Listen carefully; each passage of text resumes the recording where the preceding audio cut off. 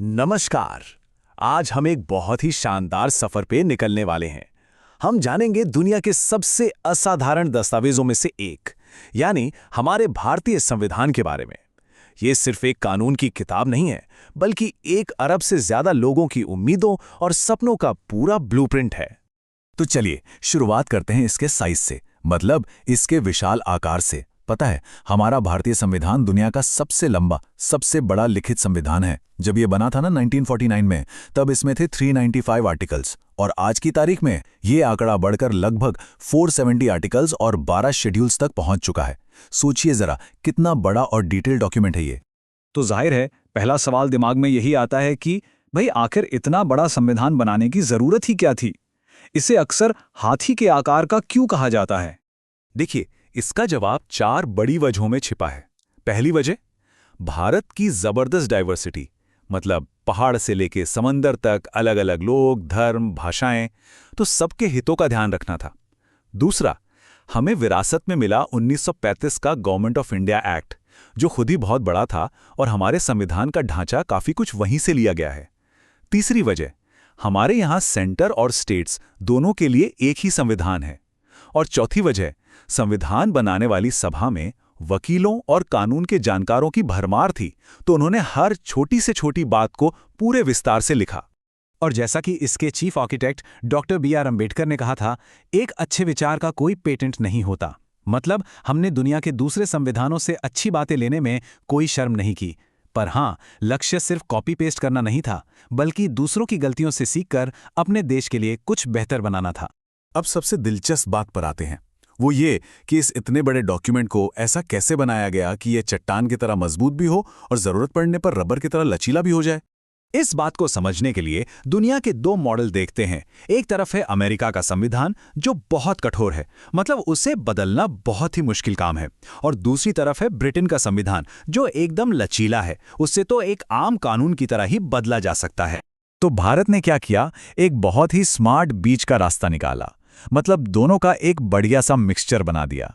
देखिए, इसमें संविधान को बदलने के 3 अलग अलग तरीके दिए गए हैं, और ये इस बात पर डिपेंड करता है कि बदलाव कितना बड़ा और जरूरी है। कुछ छोटी मोटी चीजें सिंपल मेजॉरिटी से बदल जाती हैं, कुछ बड़ी चीजों के लिए पार्लियामेंट में 2/3 की स्पेशल मेजॉरिटी चाहिए, और जो सबसे जरूरी, सबसे बुनियादी चीजें हैं, उनके लिए तो स्पेशल मेजॉरिटी के साथ साथ देश के कम से कम आधे राज्यों की हाँ भी जरूरी है। और ये मिक्सचर हमें देश चलाने के तरीके में भी दिखता है। भारत में मूल रूप से एक फेडरल सिस्टम है। आसान भाषा में कहें तो ताकत को केंद्र सरकार और राज्य सरकारों के बीच बांट दिया गया है, बिल्कुल एक बड़े परिवार में जिम्मेदारियों के बंटवारे की तरह। लेकिन यहाँ एक ट्विस्ट है। ये एक अनोखा फेडरल सिस्टम है, जिसमें झुकाव थोड़ा केंद्र की तरफ है। मतलब एक तरफ तो 2 सरकारें, शक्तियों का बंटवारा और आज़ाद न्यायपालिका जैसी फेडरल बातें हैं, तो वहीं दूसरी तरफ एक मजबूत सेंटर, एक ही संविधान, सिंगल सिटीजनशिप और इमरजेंसी के प्रावधान भी हैं, जो केंद्र सरकार को ज्यादा ताकत देते हैं, ताकि इतने बड़े और विविध देश को एक साथ मजबूती से जोड़ा जा सके। चलिए अब सीधे सिस्टम के इंजन रूम में चलते हैं और देखते हैं कि ये पूरा ब्लूप्रिंट असल में 1 अरब से ज्यादा लोगों की सरकार को चलाता कैसे है। हमने अपनाया है पार्लियामेंट्री सिस्टम, जो हमने ब्रिटेन से लिया। इसमें सरकार यानी एग्जीक्यूटिव संसद से ही निकलती है।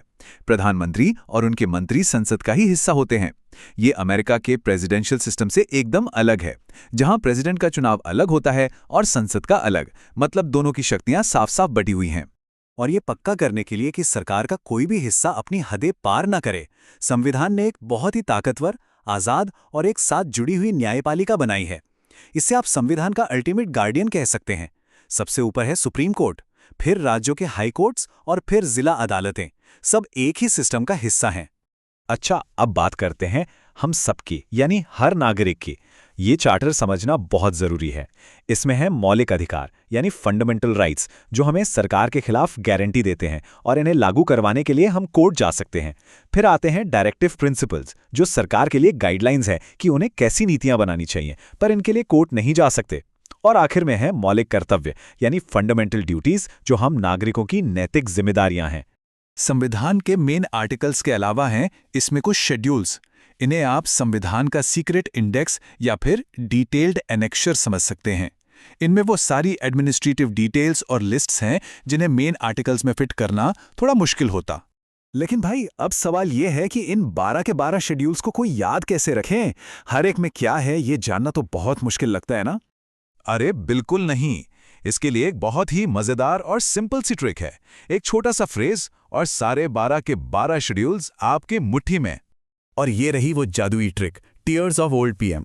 यहां हर एक अक्षर एक शेड्यूल के बारे में बताता है। चलिए फटाफट देखते हैं।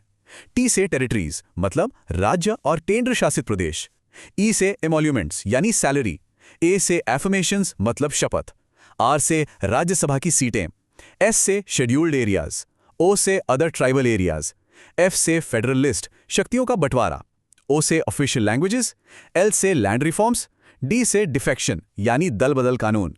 पी से पंचायत्स और एम से म्यूनिसिपैलिटीज। है ना एकदम आसान? तो चलिए अब आगे बढ़ते हैं और देखते हैं कि ये सिर्फ इतिहास की एक किताब नहीं है, ये एक जीता जागता, सांस लेता हुआ डॉक्यूमेंट है जो आज भी बदल रहा है और विकसित हो रहा है। इसका सबसे ताज़ा और बेहतरीन उदाहरण है 2021 का 105वां संशोधन। हुआ ये कि मई 2021 में सुप्रीम कोर्ट का एक फैसला आया जिसमें कहा गया कि पिछड़े वर्गों की पहचान करने का हक सिर्फ केंद्र सरकार को है। इससे राज्यों की शक्ति अचानक कम हो गई, लेकिन हमारी पार्लियामेंट ने फौरन एक्शन लिया। सिर्फ 3 महीने के अंदर अगस्त 2021 में 105वां संशोधन पास कर दिया गया और ये पावर वापस राज्यों को मिल गई।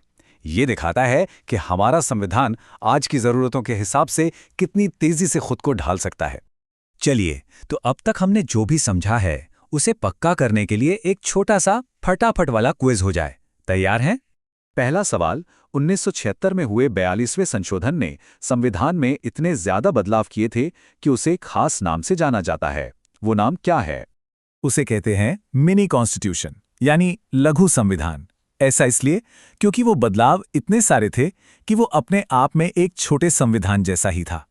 अगला सवाल, सही या गलत, क्या कोई नागरिक सरकार पर केस कर सकता है अगर सरकार डायरेक्टिव प्रिंसिपल्स को लागू नहीं करती? इसका जवाब है गलत यानी फॉल्स। याद रखिए, फंडामेंटल राइट्स के लिए हम कोर्ट जा सकते हैं, लेकिन डायरेक्टिव प्रिंसिपल्स सरकार के लिए सिर्फ एक गाइडलाइन है, कानूनी तौर पर लागू करने योग्य अधिकार नहीं। और अब आखिर में एक सवाल सबके लिए जिस पर सोचने की जरूरत है। हमने देखा कि हमारा संविधान समय के साथ बदलने और खुद को ढालने के लिए ही बना है। तो सोचिए, आज के बदलते दौर में टेक्नोलॉजी, पर्यावरण, समाज में आते बदलाव, इनमें से वो अगली बड़ी चुनौती क्या होगी जो हमारे इस शानदार संविधान की मजबूती और इसके लचीलेपन का सबसे कड़ा इम्तिहान लेगी? इस पर सोचिएगा जरूर।